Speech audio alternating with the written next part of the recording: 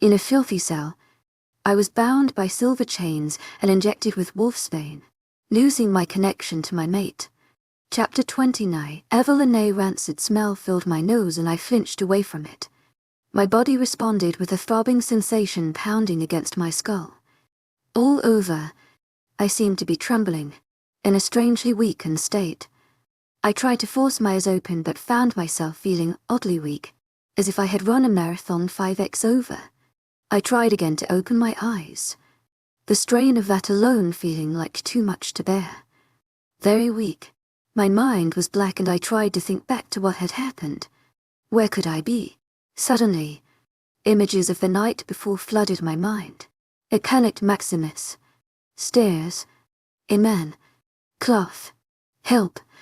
With all the force and might in my body I shot my eyes open. Widened, panicked. I was laying on the floor of a grimy cell. It was covered in dirt and something that resembled human excrement. Looking down at my hands, they were bound in a silver chain that tore into my flesh and burned it, leaving bloody wrist marks. I winced at each tiny movement I made which pulled against the chain. Maximus, I mentally called. A strange void seemed to answer me. As slowly as possible I lifted my hand to touch my temple, noticing to be a lack of my wolf, a lack of my connection to Max.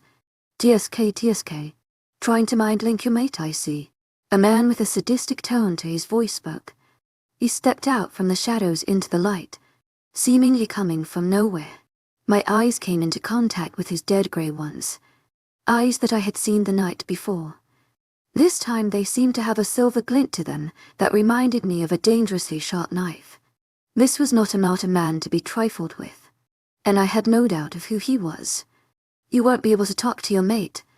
The silver has weakened you as has the wolfsbane I've been injecting you with. My eyes felt hollow as I looked at him through the bars, lacking light. I simply stared at the man in response, feeling too weak and parched to answer him. And in truth, I was unsure of what to say. But I knew one thing. I knew it the moment my eyes landed on him. Peter wanted to see me beg. He wanted to see a damsel in distress. He wanted me to be on my knees before him, and I refused to give him that privilege. Nothing to say. I didn't respond. You don't want to know why you are here. I didn't respond. Come on, ask me. His gaze suddenly lingering on my exposed legs due to the fact I was in pajama shorts and a long-sleeve shirt. His gaze travelled up the length of my body, desire clearly filling him, revolting me. Ask me something. To my agent extraordinaire, Madeleine Nilbert, heartfelt thanks for your unfailing patience, enthusiasm. To my agent extraordinaire, Madeleine Nilbert, heartfelt thanks for your unfailing patience, enthusiasm. He raised a brow, stepping towards the bars. I stood up as well, attempting to appear strong and not make the wolfsbane necessifix noticeable. I dragged the chains against the floor, careful not to step on them. Standing face to face with the man, I looked up at him, my shoulders squared and my face as fierce as I could muster. Why am I here? His eyes told me I was right in my assumption of who he was. To kill me, to weaken my mate. I spat, to bargain with him for our pack. A sly grin spread across his face and he leaned in, one hand coming through the bar to caress my face. Now I wouldn't kill you. Sweet Evelyn. No, you will lure in your mate so I can kill him. Anger and fear surged in my chest and the calm composure I had mustered fell so fast it couldn't keep up with the fact I was taking the silver chain and winding it around Peter's hand. Peter looked at me with a maniacal look, throwing his head back to laugh. It was a deep laugh, one that resonated through the walls, chilling you to the bone. He leaned in close to the prison bars, yanking me forward. He snarled, "Did you really think I hadn't thought of that?" I looked in horror as he held the chains and had no reaction. No bleeding. No sensitivity to silver. My eyes widened and I looked at him in horror. "What are you?" I whispered. He grinned in response and when I blinked and he was gone. I looked around the prison in a panic, every speck of dust catching my eye. My eyes searched every crevice for the man, every shadow, hoping to find him. My breathing became heavy and shaky and I felt a panic attack coming on. The drowning weight of anxiety was coming down upon me, but I was weak to stop it. My ears felt clogged and my soul torn apart. With each shaky inhale I breathed in, I felt a shiver roll down my spine like the Grim Reaper's finger was tracing it. My eyes roamed like a drug addict trying to find the next hit, and yet all I saw was oblivion of nothingness outside of my cell. Anxiety reared its ugly head in turbulent waves inside my chest. All I wanted to do was close my eyes and take in deep breaths, to calm myself in the way my sweet mate had taught me, but I feared where Peter was. As I went to turn around and walk towards the back wall of the cell door made a very prominent click sound. I widened my eyes in horror, turning to face it. Every hair on my body stood up as the cell door creaked open. Not a person in sight. I slammed a hand against my mouth to muffle my scream. "Hello, Evelyn," I shrieked as Peter appeared before me like magic, coming out of thin air. "You asked me what I am. Would you still like to know?" He slyly grinned, leaning towards me. I took steps back as carefully as I could, to avoid the silver chains. Towards the wall. They called us nightwalkers, men who would disappear into the shadow of the night, untraceable by smell and yet revealed by light, looking me up and down and beginning to walk in a semi-circle around me. At one time, the nightwalker and the werewolf were almost. He paused again this time, a sour look crossing his features. Synonymous. He spit the word out as if it was vile. With each other. We were both known as creatures of the night, although both could easily use our artifacts in the day. For centuries our communities were unified in our front of protecting ourselves from humans. But then a werewolf had a human mate. He looked at me with glaring eyes. And she had long been in love with the nightwalker. However, the werewolf stole her away from her lover. The werewolf turned the woman, not knowing she was pregnant with the walker's baby. The nightwalker retaliated and in his attempt to save his beloved and unborn child, killed her. But the child survived, leaving a child made both nightwalker and werewolf. My mind spun at the information and yet in an explosive moment seemed to connect every puzzle and mystery which had been looming over us for weeks. For Maximus a lifetime. It all made sense suddenly. Peter's ability to disappear without a trace. Maximus' brother's death. Why a normal pack wolf would be hellbent on vengeance. Peter paused, dead eyes watching me closely, gauging every indication I could give of reaction, and I nodded to him to continue. The werewolf became infuriated, and in his fury began to attack the nightwalkers. Nightwalkers, knowing the wolf's weakness, began to attack their mates.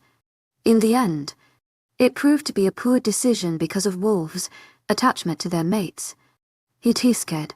The wolves were driven mad and in the end hunted down and killed every last nightwalker. He stepped forward looking into my eyes. To my agent extraordinaire, Madeleine Nilban, heartfelt thanks for your unfailing patience, enthusiasm. He was the last of his kind and not even a pureblood. A mutt of sorts. Maybe. It was why he so easily persuaded rogues. The mutts of our kind. I stood silent, contemplating and absorbing the information, watching the silent rage that seemed to steep from the man. What does this have to do with me? I asked the question and yet half of me already knew the answer. The Evergreen Pack was one of the strongest packs in the Northern Hemisphere until I brought them to their knees. And you are now part of the largest pack in North America. I told you only minutes ago I wanted to use you to lure your mate. He stepped towards me. Well, I lied. He breathed out maliciously. I am going to avenge my family and my ancestors and bring packs to their knees. He leaned in near my face, and as I stepped back, I hit the cell wall, starting with yours. Out of the corner of my eye, I saw something sharp and shiny coming toward me. No. I screamed, jumping away from Peter as he tried to thrust a knife into my ribcage. The knife connected with the wall where I had just been standing, and I watched in horror as Peter turned to me with an evil glint in his eyes. "Why, you don't want to do this," I yelled, putting a hand out, trying to escape him, but I knew it was no use. The silver and wolfsbane had weakened me significantly, possibly even weaker than when I had been human. I looked down at the chains which bound me to the cell, urgently looking for a way to escape. "Stop fighting, Evelyn," You're only prolonging your death. Peter TSKD with a grin, stalking towards me. I tried to run but tripped over a chain. I fell onto the grimy cement floor, my face connecting with the concrete, flipping to my back. I turned to Peter and lifted hand in the air. Wait, I screamed as he lifted the knife. Tell me how you murdered my parents. His entire body seemed to be covered in goosens, and he looked at me strangely. Slowly, lowering the knife to his side, he bent down to be level with me. Whatever do you mean? Why you killed my parents? I stated through tears, silently praying to the moon goddess Maximus would find me in the midst of my stalling. Peter cocked his silver head to the side. Are your parents not John and Sylvia Smith? No, I breathed out in a shaky voice. My biological parents. The parents you murdered were the Oaks. Realization crossed the walker's face. As a look of anger crossed his face, he reached forward and gripped my shirt collar, pulling me towards him. Are you claiming to be Estelle Oak? No, I'm not claiming to be her. I am her, I said with a sudden fierceness. A strange sensation filled me, like a warm strength pouring into my body, as if my belated parents were offering me a surge of comfort. Peter inhaled a deep breath, a look of recognition crossing his features. He stood up and manically laughed. Oh, that bitch. She fooled me. All these years, allowing me to think you were dead. Francesca got what she deserved. He trailed off, looking around the cell stealthily. He gripped my shirt tighter. They died in a fire. Everyone knows that. He looked at me closer, noticing my hard stare. You think otherwise, he said as a statement rather than a question. I know otherwise. I breathed fiercely into his face. You poisoned them with wolfsbane, didn't you? You weakened them so they couldn't escape. His scowl melted, replaced by a grin. You are smarter than you seem, my dear. He stood with the knife, slowly turning away from me. Everything had gone so according to my plan up until now. Years of perfect plotting, unfolding to lead to this day. But I guess I was more fortunate in capturing you than I thought. Today the lines of both the Oak family and Alexander family will be ended permanently and all. He turned to face me, the knife glimmering. I noticed it was reflecting light that came from a window just outside the cell. If only the chains extended far enough, I might be able to barely exit the cell and get to it. At that same moment, I noticed something barely glimmering from Peter's pocket. My attention was snapped back to Peter though. It will end all with you. W. What do you mean both lines will end with me? Peter's devilish smile widened. You don't know, do you? The way he said it was so joyful you might believe he was actually giving me good news. I looked at him in confusion and he put a finger to his chin. Oh, of course you don't know, he exclaimed, raising a hand into the air, and tapping his head. You wouldn't have expected it so soon. W wouldn't have expected W what so soon.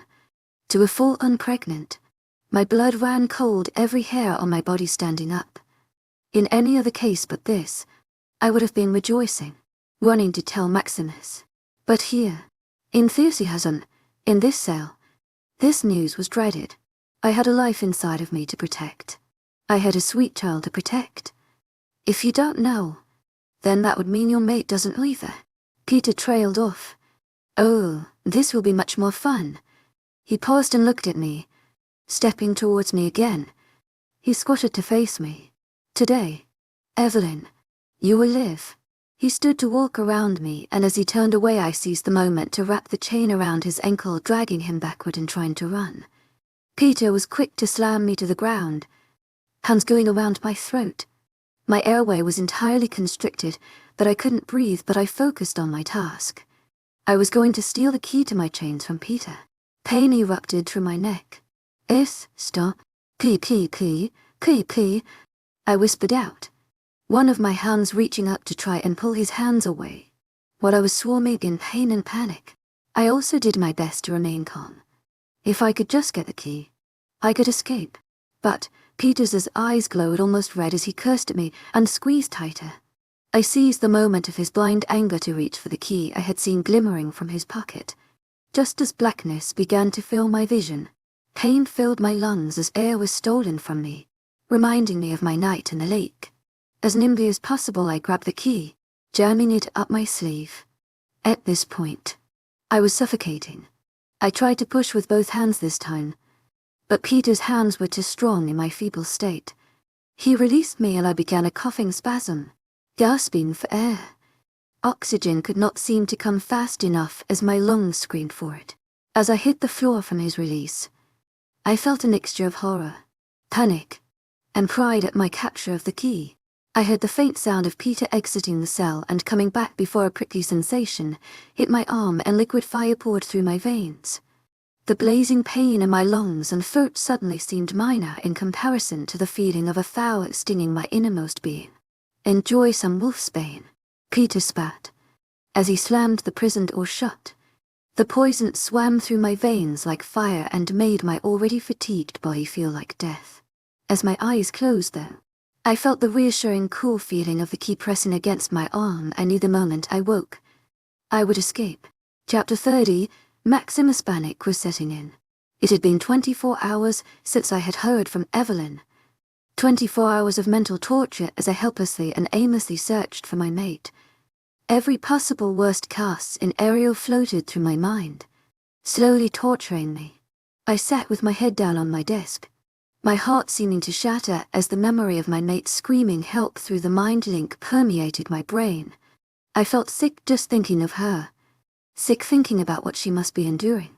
What was even harder was not feeling our connection, not knowing if she... No, I can't think that way. I shook my head. A knock resonated on the door and I lifted my head from the basket of my arms. My puffy eyes looked to the door as a familiar face I hadn't seen in weeks came through. Maximus, Connor whispered. His face looked sorrowful and I let a half-chuckle half-sob as I saw him. It was a strange way to feel. Bittersweet. The sweet comfort of my best friend's arrival and the bitter of knowing why he was here.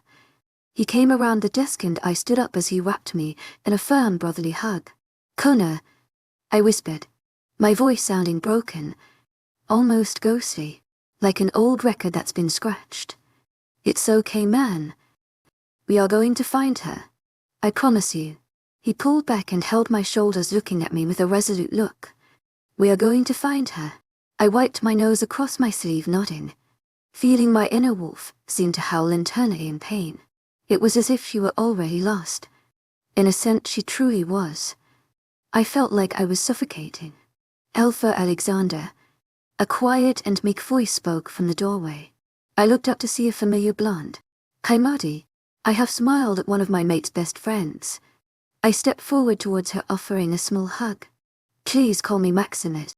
I spoke gently, feeling the redness of my eyes. You are my best friend's mate and my mate's best friend. It's nice to finally meet you, despite the circumstances. You as well. She trailed off. It was then that I noticed her eyes were swollen as well, and covered in a glassy film of tears. I just need Evelyn to be okay, she whispered half, brokenly, her arms hugging herself.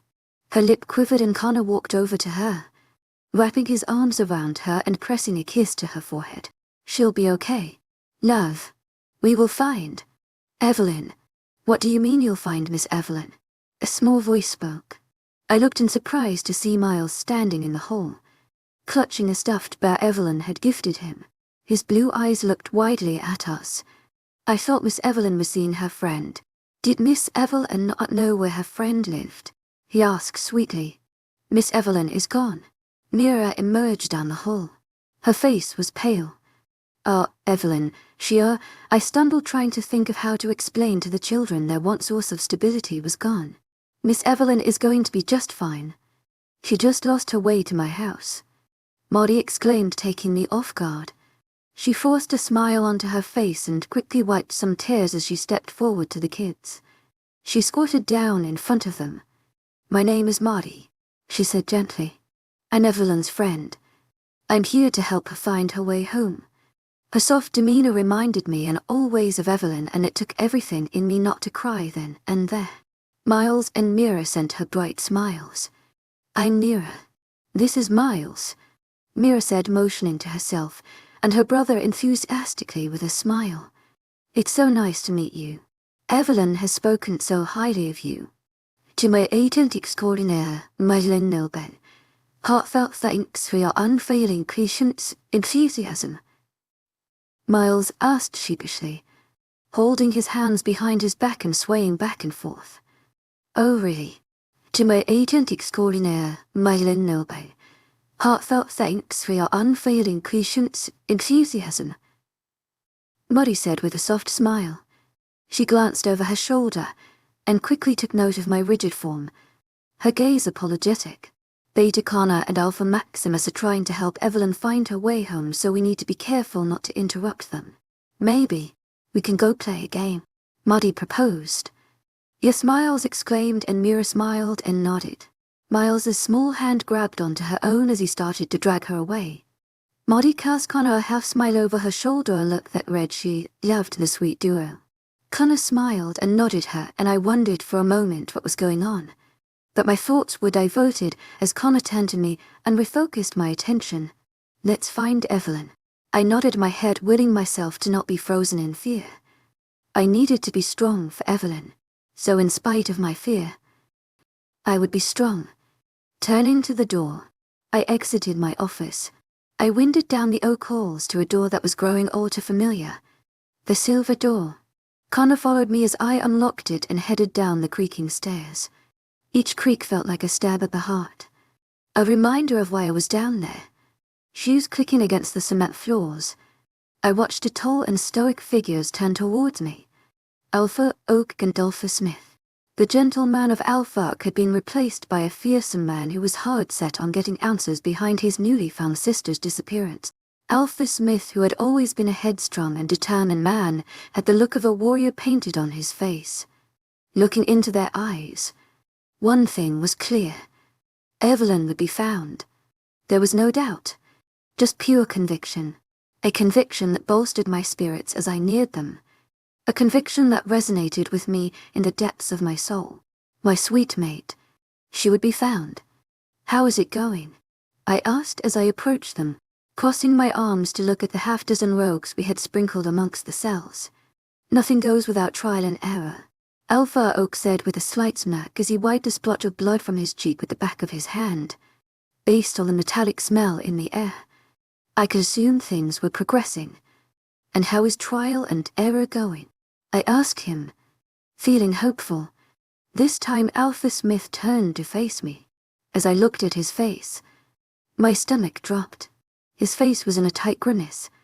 To my agent extraordinaire, Madeleine Nilben, heartfelt thanks for your unfailing patience, enthusiasm. He half whispered, half grunted out as he turned to look at the prisoners. Nothing, I whispered, stomach sinking. Nothing. I nodded. I sighed deeply, a cloud of disappointment and fear creeping back in. How could I find her? How? My mind felt like a scrambled maze whirling around my head and making me dizzy. My mind raced as I scanned my brain for how you traced the steps of someone who seemingly dissipated without a step to see. Then, as if Evelyn herself was giving me the answer, an idea struck me. I stepped forward to the rogue who sat in the cage. His head was pouring blood down the right side of his face, clearly bashed in by my counterparts, leaving an ugly marred image. However, looking at his eyes, something looked familiar. I'm not telling you nothing. Spitting on the ground. Why? I asked him why. He chuckled darkly. Yes, I replied, my tone becoming strong and firm. To my agent extraordinaire, Madeleine Nilben, heartfelt thanks for your unfailing patience, enthusiasm. I stepped forward and looked him dead in the eye. Why? All of the misjudgment and the confusion of the last few months had taught me one thing, to look beyond what I normally saw in a person and see them as they truly are. Evelyn had done that for me, and she had examples it to me time and time again, somewhere deep inside of me. As I scanned the rogue, I knew this is where the answers to Evelyn's location would lie. He seemed to pause, his rogue eyes assessing me like a wild animal assessing a potential predator. Tell me why you feel the need to help Peter. What has he told you? No. What has he lied to you about to make you help him? You mean what has he told me about you? The rogue answered in a conniving tone. Sure. Let's start there, I said in a soft voice that stone surprised even me. The man shook his head and scoffed. And to my surprise, a few tears poured down his face. He didn't have to tell me anything. He shouted suddenly. He stood up, hand balled into a fist. He stood up in the cell, walking until we were only a foot away. I fought for you. I fought the rogues. He cried and put his hands in his hair, pulling at the ends, only for my mate to be murdered along with my unborn child. He seethed at me. So there is no lie that's had to be told. I want you to suffer. Another lie. Another painful lie. His jawline tightened and he glared at me. I watched him closely, trying to place him in my brain as he harshly wiped some of the blood from his eyes and face. His face suddenly closer and cleaner. It became even more familiar. Searching his face, my brain fought to find the answer. And then, it hit me. To my agent extraordinaire, webnovel, heartfelt thanks for your unfading patience, enthusiasm. I whispered out. My voice choked. Connor, who had silently been watching, stepped to my side immediately and looked at the man closely. Brady Travis. Connor exclaimed, his brown eyes widening. The man's own eyes widened a fraction and he spit at us before stepping back and laughing harshly. So you do remember. Connor, I turned to him in urgency. Maggie, Brady, I'll get them right now. Connor exclaimed as he took off running down the hallway. I turned back to Brady Travis, a man I had once known as a young and aspiring pack warrior. A determined young man who loved his family wholeheartedly. What's going on? Gaze hardened. I paused for a moment, seeming unable to formulate words. The lies that Peter had spun had made people believe. It seemed to be an endlessly tangled web that was evil in its entirety. All I could feel for the man in front of me was pure compassion. I finally spoke up, my voice gentle. You were wrong, Brady. About what? What was I possibly wrong about? I opened my mouth to respond when the sound of light, feminine footsteps racing caught my attention. To my agent extraordinaire, webnovel, heartfelt thanks for your unfading patience, enthusiasm. Maggie screamed. His eyes became saucers as he without hesitation grabbed the silver bar and looked in her direction. He jumped back at the painful contact and I took the moment to unlock his cell and open it. I wouldn't keep a man from his mate, rogue or not. To my agent extraordinaire, webnovel, heartfelt thanks for your unfading patience, enthusiasm. He shouted back, his voice joyful and confused. He looked at me in bewilderment before running out of the cell towards a sobbing redhead who carried a confused 3-year-old. He wrapped his arms around her as tightly as I imagined a man could without suffocating someone into his arms, his forehead leaning against hers. Maggie, he choked out, tears pouring down his face seeming to melt. She shook her head up and down firmly against his, before reaching a hand out to caress his cheek. It's me, she choked. They held onto each other tightly, swaying for a few minutes, whispering each other's names in shock. After the few minutes had passed, little Brady whispered out Mama. Brady pulled away just enough from Maggie to look at the little boy in her arms, his eyes wide and largely again. Mama, Brady Sr. whispered. Maggie let out a half-sob, half-laugh and nodded, wiping some tears from her cheeks. Be Brady. Meet your son, Brady Dawson Travis. And that moment, if a face could melt, his certainly did. Every expression softened and gentled as he looked at the wide-eyed little boy whose chocolate brown hair matched his own. Hi, he cried. Hello. The little boy responded with a small wave. Brady, Maggie whispered, clearly talking to the child. This is your Daddy. Baby. But, I thought Daddy was in heaven. He spoke gently. Mommy thought so too. Her voice broke as she looked at her mate. But Daddy came back from heaven. Brady Sr. gave a soft smile to the little boy. My heart melted. I couldn't imagine what the family must have felt at that moment. For years of lost time to suddenly collide all at once. Oh, Brady Jr. whispered as if his mom's answer made all the sense in the world. Hi, Daddy. Hi, Brady Sr. whispered again, this time reaching forward, taking the little boy in his arms, and hugging him close. Watching them, my heart ached and I selfishly wished they would hurry. Evelyn was out there, somewhere, anywhere, and I was anxiously awaiting our own reunion, waiting to hold her in my arms and bury my face in her soft hair, and kiss her gentle lips. As if sensing this, Maggie wiped a few tears against the back of her hand and looked at me and back at her mate. Brady, my love, she whispered. Words cannot describe the joy I feel in this moment, but that joy will be with us the rest of our lives. Right now, Alpha Alexander needs our help, his own joy, our Luna, and my dear friend is missing. Please, Brady. She leaned forward and gently touched his arm and I watched as they made eye contact. Please, Brady. For our pack. For your Alpha. Tell us where Evelyn is. Brady turned to me, his face buried in thought.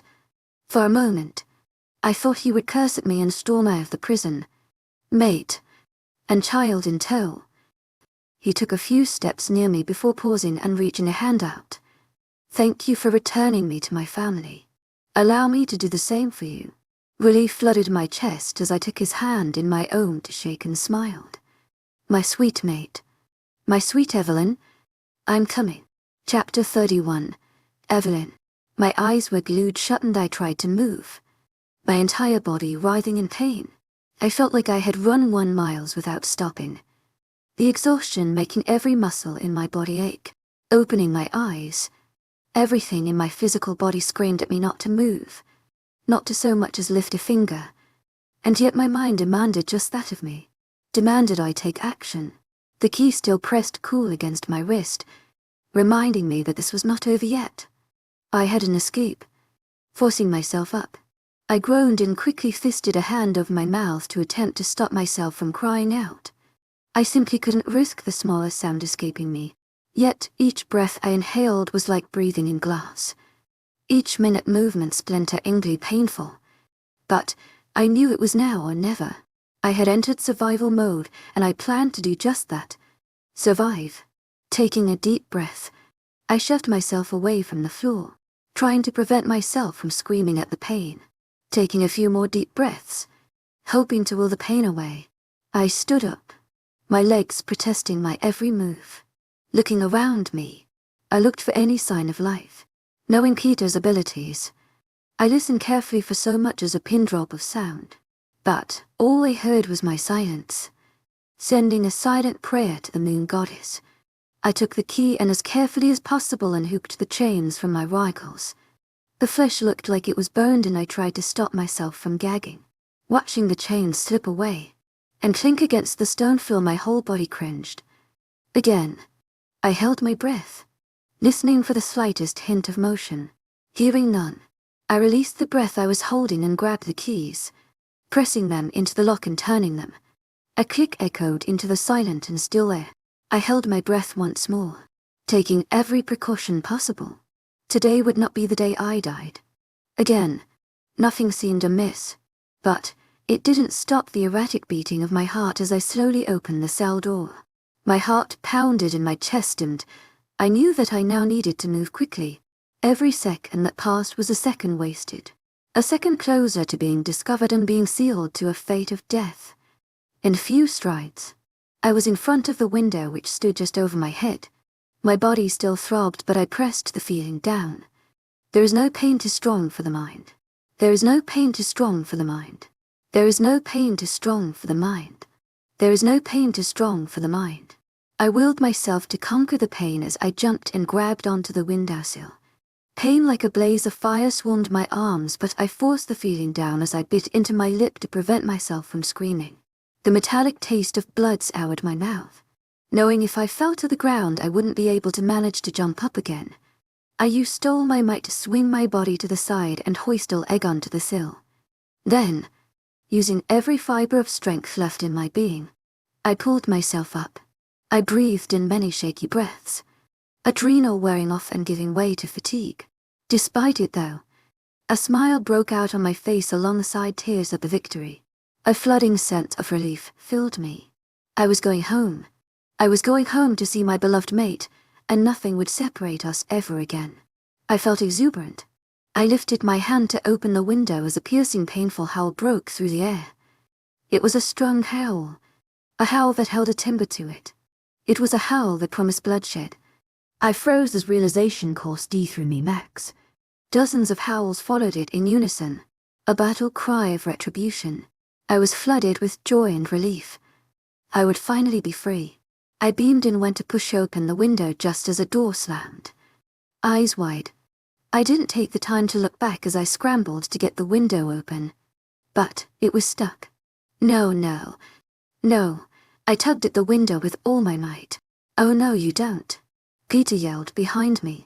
I yanked on the window, willing it to budge as Peter jumped and grabbed to my ankle. I screamed as he pulled at me, and began to kick at him, as viciously as I could. I bucked like a wild horse, but I knew my strength was diminished greatly.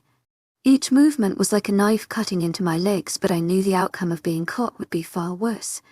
With all my power, I kicked at him, but I had used the last of my strength to try and free myself.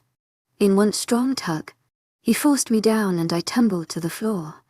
I half smacked the concrete as Peter slammed a hand over my face. I struggled against him, but it was no use. I had no energy left to fight. I knew there was only one thing, one person who could save me now. I bit as hard as I could into Peter's hand. He cursed, pulling it away as blood dripped from it. As loudly as I could muster, I screamed, Max. A hard and painful smack landed on my face, leaving white-hot heat behind. Peter yanked me towards him. Shut the hell up. This time he grabbed my face roughly, his hand holding my jaw to the point of bruising, and in a way that prevented me from opening my mouth. I struggled against him as he pulled me, doing my best to plant my feet into the ground, to stop him from taking me away. But it was beginning to feel futile. I was immensely weak from the wolfsbane, and began to feel like a limp puppet doll as he dragged me across the room toward a wall. Scream and I'll kill you, he threatened. He lifted his hand from my lips to press a stone on the wall, and without fear, I screamed as loudly as I could. If he was going to kill me anyway, at least I died trying to escape. He swore, and that's when I heard it. The stampeding of feet. A hidden door opened, and he slammed a hand over my mouth again and began to drag me, but I shot my arms out to hold onto the open wall. He yanked me as hard as he could muster, but it was too late. The main door to the room burst off the hinges and splinters of wood went flying. A large, strong black wolf broke through, his eyes promising death to his enemy. A wave of anger seeped from the wolf, unlike any I had ever known, and yet I was not fearful. No, I rejoiced. My heart flooded with relief at the man I loved. The vicious and powerful alpha he was, here to save me. Following him were at least a half-dozen more wolves, who looked nearly as vicious. Two who I recognized as my father and brother. Anger emanated from them as well. A fearsome trio of alphas. Peter could stand no match against them. But my relief was short-lived. The feeling of sharp and cool metal pressing against my throat came all too suddenly. Not a step closer.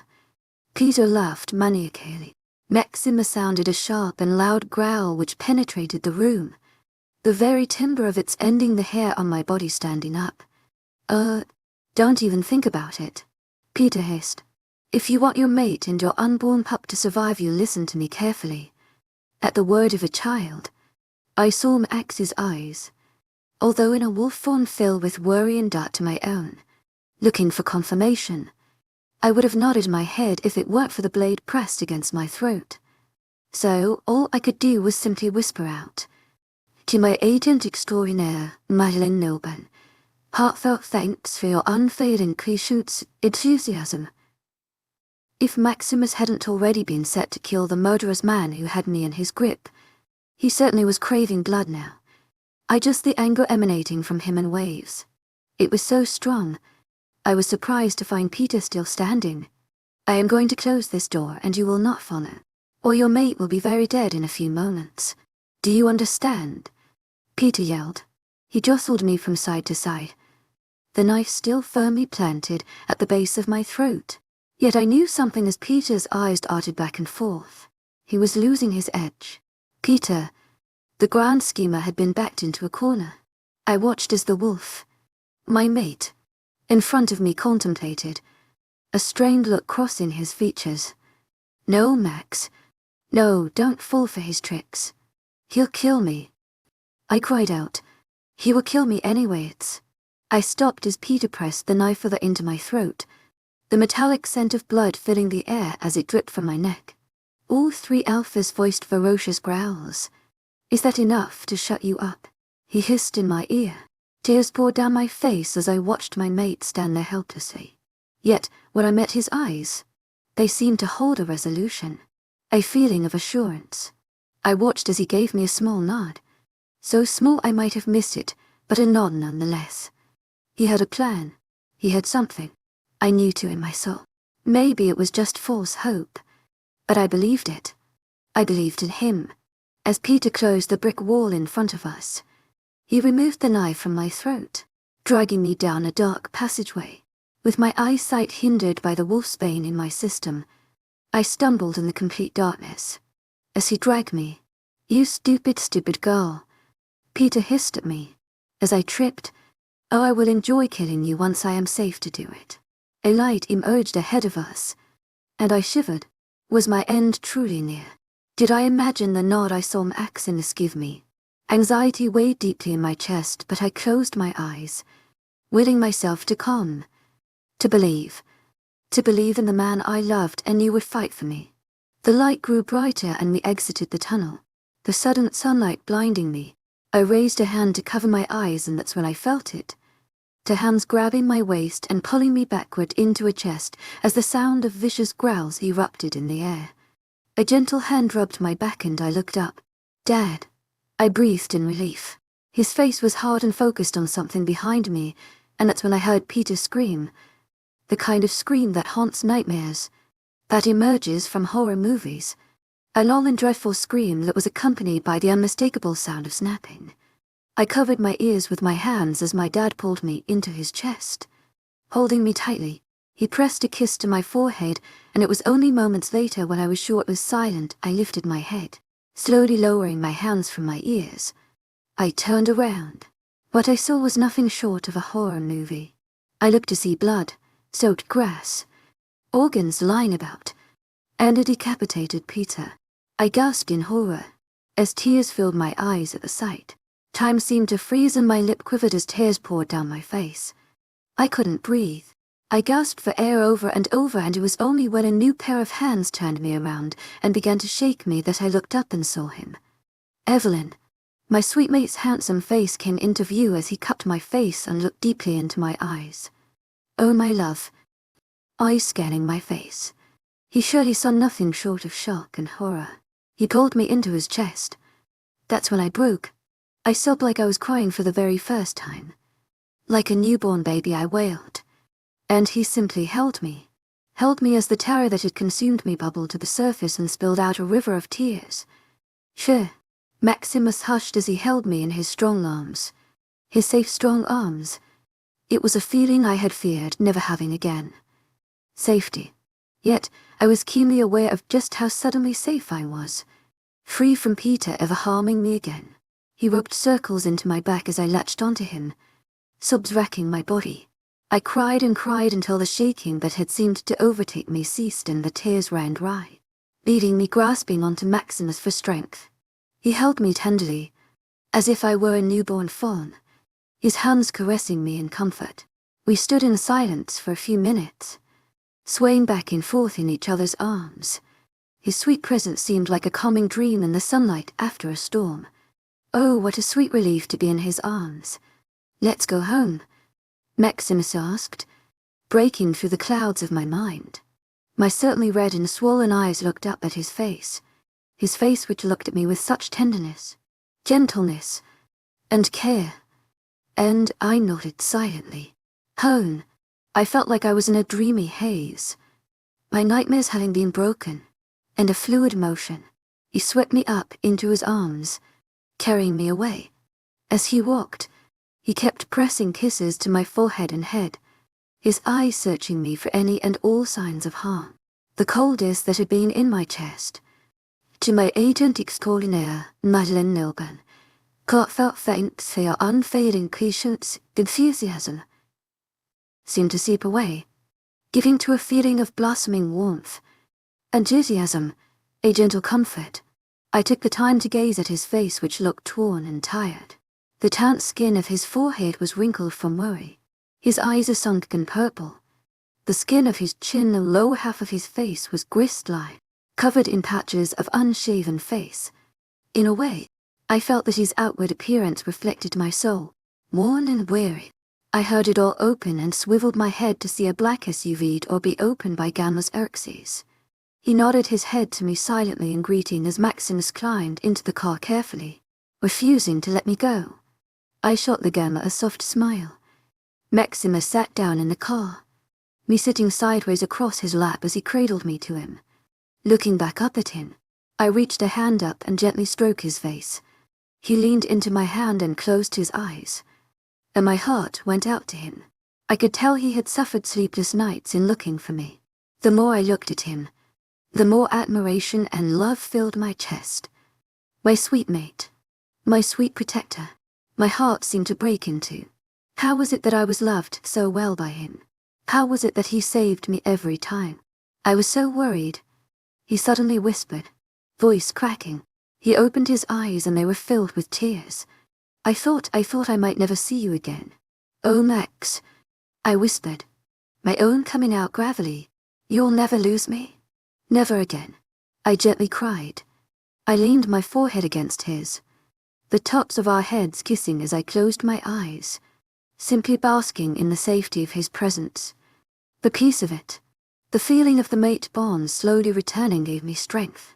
The gentle comfort of its ebb and flow, its intricate and unbreakable link between us, filled me like warm hot chocolate.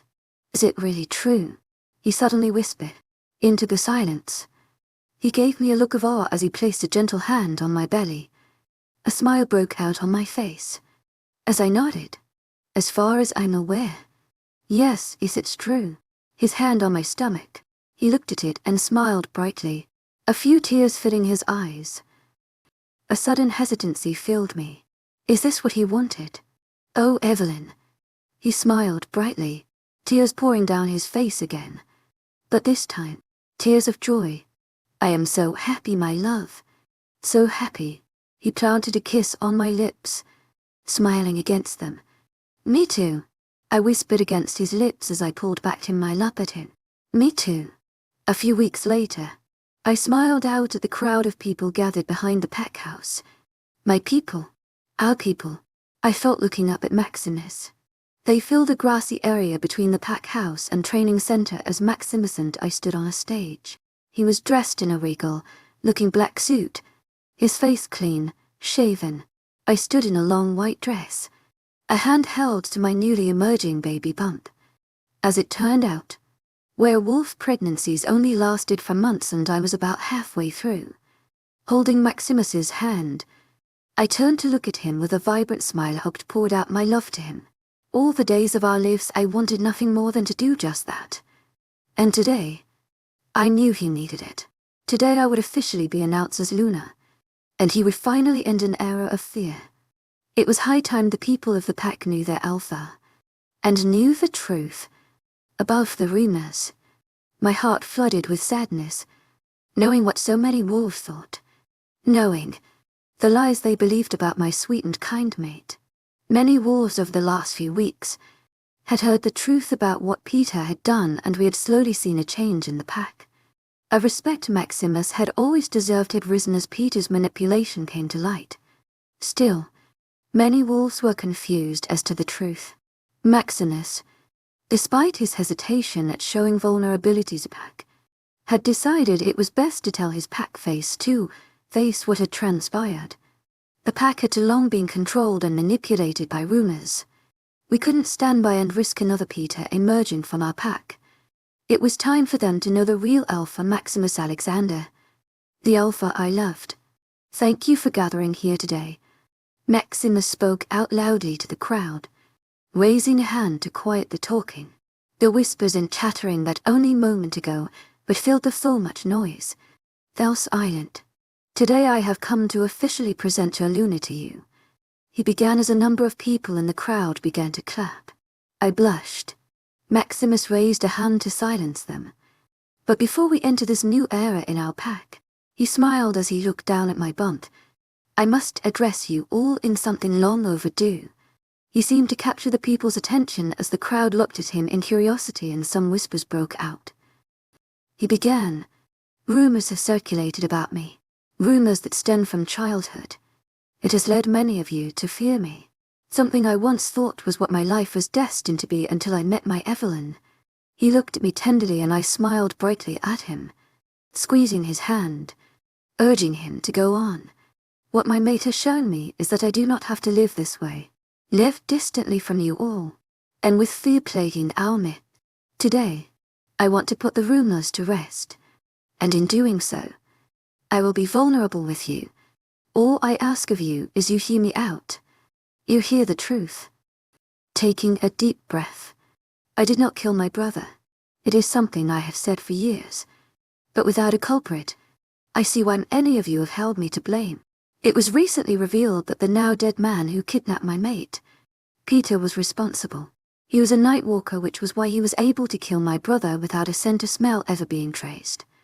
The crowd broke out in whispers, and I felt Maximus tense. I looked at him in empathy, giving his hand another squeeze. I could feel the anxiety rolling off of him in waves, but I also knew he was strong. He was strong enough to do this. As for my stepmother, I never denied killing her, but I also never offered a true explanation. My stepmother, well, after my brother's death, she blamed me, and that's when the abuse started. Gas rang out through the crowd.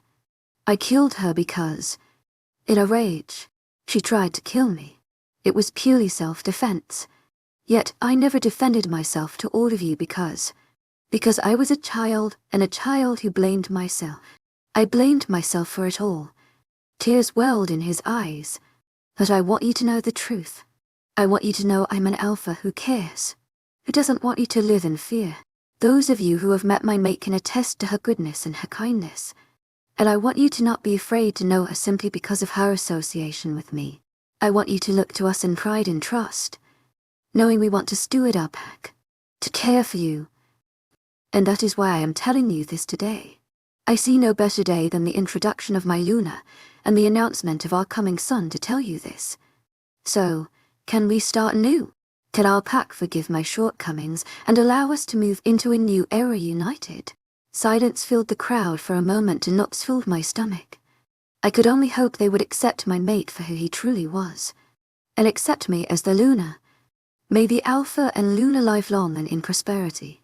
A voice yelled from the crowd, and soon hundreds of other voices were chanting the same thing. A thunder of claps filling the forest in loud celebration. I beamed as I looked at the smiling faces of our pack members.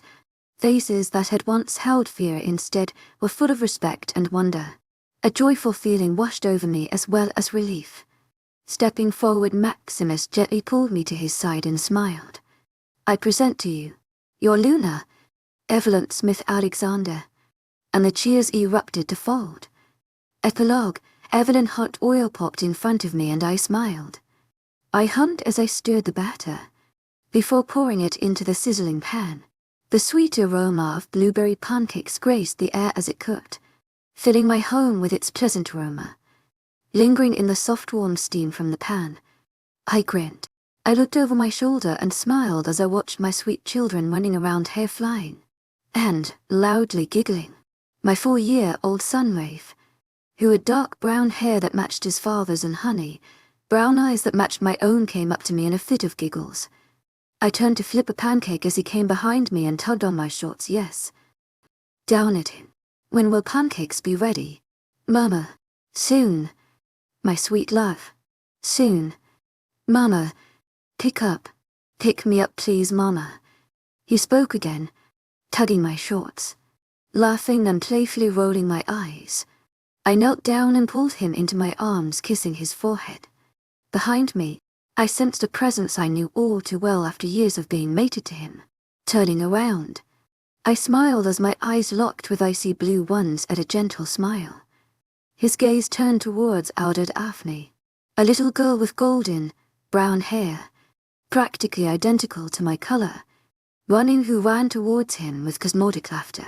She leapt into his arms and squealed, "Daddy Sunshine," he exclaimed, holding her in the air and blowing raspberries to her face. He set her down before coming up to me and Rafe with a glowing smile. He kissed our son's forehead. "How is my sweet and strong boy this morning?" he asked with a smile as he ruffled Rafe's hair. "Daddy," he exclaimed with a giggle. Maximus turned to me, his gaze loving and strong. Rafe wiggled in my arms and I set him down as Max wrapped his arms around my waist. He pressed a kiss against my lips, and I smiled. "Good morning," I whispered. "Good morning. To my agent extraordinaire, Madeleine Nilben. Heartfelt thanks for your unfailing patience, enthusiasm." He beamed down at me. I turned at his arms to flip pancakes. As he held his grip on my waist, he lowered his head to the crook of my shoulder, pressing a kiss against my neck, making me laugh. "Max, stop it." "And why should I?" Raising a brow to look at me. "Because I need to focus on not burning pancakes so our guests can actually eat," I exclaimed, patting his head with the spatula. "Sure, what I'm hearing is that I'm a distraction." I playfully shoved him. "Oh, go away. You love me," he grinned cheekily, pressing a kiss to my cheek. "I do." I smiled over my shoulder, before turning back to flipping pancakes. "And I love you," I heard him call over my shoulder sweetly as he rustled through the silverware drawer to set the table. A few minutes later, the doorbell rang, putting my apron aside. I quickly made my way to the door at the front of the house. With a smile, I opened it to see 3 beloved faces. "Evelyn," Isabel exclaimed with a smile. Her long silky black hair was elegantly placed in a bun atop her head. My brother's mate stood alongside my brother, her dark almond eyes shining brightly. "To my agent extraordinaire, Madeleine Nilben. Heartfelt thanks for your unfailing patience, enthusiasm." I smiled back, giving her a hug, careful of the baby in her arms.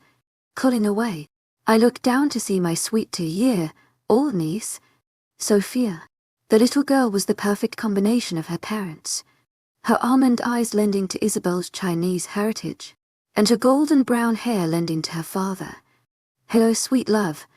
I beamed at the baby, tickling her chin and making her giggle. Looking away from the little girl, I smiled at my brother Eli.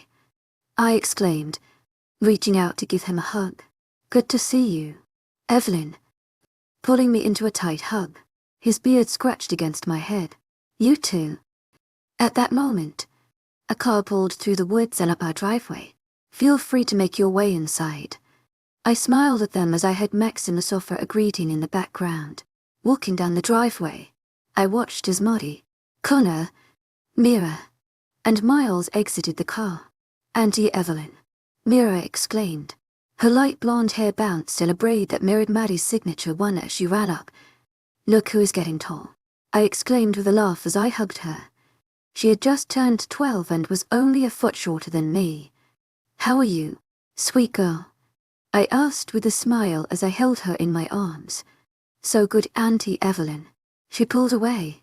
"You would not believe what Dad got me for my birthday." Her eyes were wide in a "no way you'll believe it" kind of look. "Oh, wouldn't I?" I laughed. "You will have to promise to tell me over brunch." She nodded her head and smiled brightly as she skipped past me and into the house. Miles held onto Maddie's hand tightly, a habit he had formed since Maddie and Connor adopted him. As they walked up to the house, she smiled down at him, while a hand rested on the protruding baby bump that her lilac dress highlighted. Connor stood by his mate with a smile, walking stride by stride with her. "Hi," Maddie's sweet voice called as she walked up to me. She let go of Miles's hand to hug me in a tender embrace, before immediately holding onto his hand again. "Hi, my sweet friend." I smiled at her. "Hi, Auntie Evelyn," Miles exclaimed with a bright smile. The 8-year-old held a precious grin with his front missing tooth. "Hi, Peanut," I smiled as I kneeled down to hug him. How are you? So good. I can't wait to finally be a big brother, he exclaimed. I bet. I smiled with a nod. And you will be the very best big brother, Connor exclaimed, sweeping the boy into his arms, causing him to release a squeal followed by giggles. How are you, Evelyn? Connor smiled brightly at me. Good. Just glad to have you guys here for brunch. I know. Maudie smiled sympathetically. It's been a busy summer with the kids' schedules. I'm happy the school year has returned us with some normalcy. I smiled and nodded. August was one of my favorite months. A sweet end to summer, and a reunion with my friends who I had seen sparsely between holidays and summer vacations. We walked towards the house, continuing in conversation about the upcoming school year and our lives. A warm feeling blossomed in my heart as the day faintly reminded me of a dream I had had years ago. A dream of sweet mornings filled with blueberry pancakes. As we stepped into the house and I closed the door behind us, I turned to face my family and dear friends. The endearing scene before me caused me to smile. Eli, Connor, and Simis had huddled together around the table, each one talking while trying to grab a giggling child and put them in a seat. Izzy and Maudie smiled at each other in deep conversation as Maudie rubbed her belly. Oh, what a sweet life, I thought to myself as I joyfully walked over to my friends to join in on the conversation. Thank you for tuning in. If you enjoyed this episode of the story, please give it a like, and don't forget to subscribe to get notifications for updates.